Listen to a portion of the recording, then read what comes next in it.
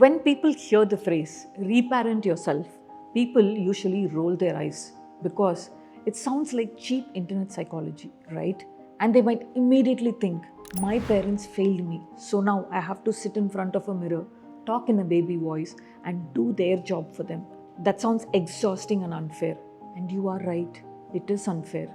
And that fluffy cliche version of reparenting is completely useless. So today, we are not going to talk about that in this video. We are going to look at how real reparenting looks like.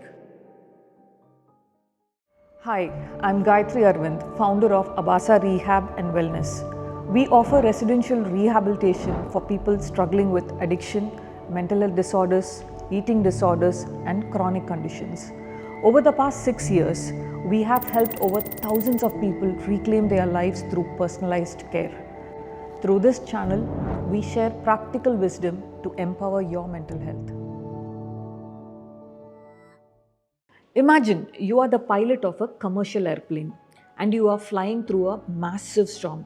The turbulence is rough, but you are a trained pilot and you know how to read the instruments and handle the situation. But what if a terrified 7-year-old kicks down the cockpit door, pushes you out of the pilot's seat, and violently grabs the flight controls? You'll meet with an accident, right?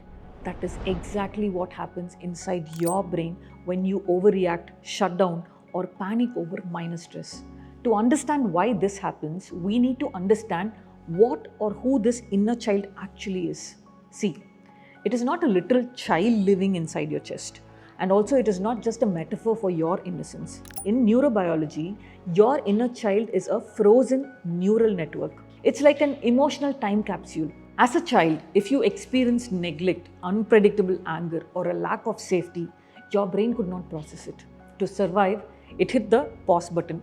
It took all of your fears, your anger, and your unmet need for validation, packed it away, and built rigid survival mechanisms around it. For example, if your parents were unpredictable, that frozen part learned to perfectly read the room and people please to avoid danger. Or if you were ignored, it learned to completely shut down and hide. Now, fast forward to today. Let's say your boss sends a slightly blunt email. To your adult brain, it's just an email. But to that frozen neural network, it is the exact same storm from 20 years ago. That traumatized part of you believes you are still a helpless kid in a dangerous house. So it violently hijacks your nervous system to execute its old survival routine. That's why you burst into tears, you lash out, or you completely freeze. Now, from this angle, let's see what real reparenting actually means. Reparenting is not babying yourself. It is the conscious act of taking the controls back from a terrified inner child without hating the inner child for trying to save you. So how do you do this? Let's talk about a practice called dual awareness. That is the ability to hold two realities in your brain at the exact same time. The terrified child feeling the emotion and the capable adult observing it. Step 1. The physical anchor. The moment you feel panic, do not send an angry text or do not start apologizing. Stop yourself. See, at that moment, your brain will be thinking that you are in the past. So, you have to drag it back to the present.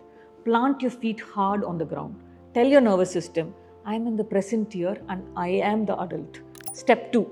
The identity shift. Your immediate reflex will be to think, I am terrified right now. So, you need to change your language. Say, a part of me is terrified right now, and this will create a massive psychological gap. It instantly removes the child from the pilot seat and moves them to the passenger seat. What you're doing is, you're separating your adult identity from the trauma response. Step 3. The parental override. Now, you step into the cockpit and become the pilot who will safely run the plane.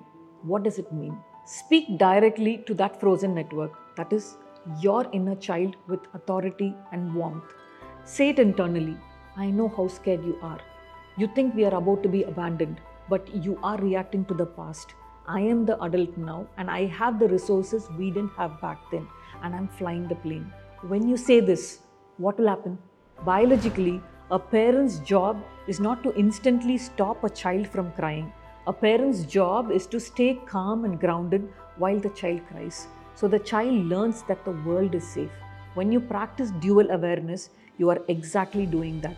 You are building a brand new neural pathway of safety right on top of the old pathway of trauma. You're finally teaching your nervous system that a capable adult is in the room. Every time you choose to sit in the cockpit and every time you witness that fear without letting your inner child take over, you are actively reparenting yourself. And when you do this consistently, that frozen network will begin to unfreeze. It stops hijacking your life because it finally trusts the adult in charge. Your triggers lose their power and start responding to life like the secure, grounded person you actually are. See, you didn't cause the trauma in your childhood, but you are the only one who can heal that.